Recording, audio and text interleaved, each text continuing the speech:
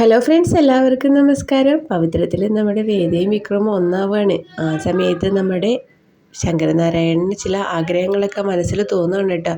വരുന്ന വഴിക്ക് ദർശനും വേദയും കൂടി സംസാരിച്ചുകൊണ്ട് നിൽക്കുന്നത് കണ്ടപ്പോൾ തൊട്ടാണ് ശങ്കരനാരായണൻ്റെ മനസ്സിൽ ചില ആഗ്രഹങ്ങളൊക്കെ വന്നത് കേട്ടോ. അങ്ങനെയുള്ള ആ ആഗ്രഹം നമ്മുടെ ശ്രീകാന്തായിട്ട് ഷെയർ ചെയ്യാണ് ശങ്കരനാരായണൻ.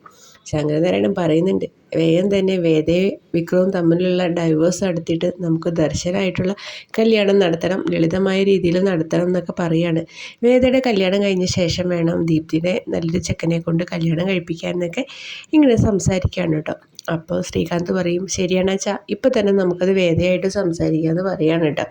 അങ്ങനെ ശങ്കരനാരായണനും ശ്രീകാന്തും കൂടി വേദയുടെ റൂമിൻ്റെ അടുത്തേക്ക് ചെല്ലുമ്പോൾ അവിടെ വേദ വിക്രമും തമ്മിലുള്ള പ്രണയം നടക്കുകയാണ് കേട്ടോ. അങ്ങനെ വാതിലുമ്പം മുട്ടി വാതിൽ തുറക്കുമ്പോൾ അച്ഛനെയും ചേട്ടനെയും കാണുമ്പോൾ വേദ ചോദിക്കുമ്പോൾ എന്താണെന്ന് ചോദിക്കും. അപ്പോൾ അച്ഛൻ പറയും, എനിക്ക് നിന്നോട് കുറച്ച് സംസാരിക്കാനുണ്ടെന്ന് പറയും. അപ്പോൾ എന്താ അച്ഛാന്ന് ചോദിക്കുമ്പോൾ പറയാണ്, വേദ നീ വിക്രമുമായിട്ടുള്ള ഡൈവേഴ്സ് നടത്തി വേഗം ദർശനമായിട്ടുള്ള വിവാഹം നടത്തണം എന്നൊക്കെ പറയാണ് കേട്ടോ. അത് കേൾക്കുമ്പോൾ വേദയ്ക്ക് ദേഷ്യം വരികയാണ്. വേദ അപ്പം തന്നെ പറയും, അച്ഛൻ നടക്കില്ല, എൻ്റെ ഭർത്താവായിട്ട് എന്നും വിക്രം തന്നെയായിരിക്കും, അതൊരു മാറ്റമുള്ള കാര്യമല്ല, അതെന്തൊക്കെ ആരൊക്കെ ശ്രമിച്ചാലും അതൊരിക്കലും നടക്കില്ല എന്നൊക്കെ പറയാണ് കേട്ടോ.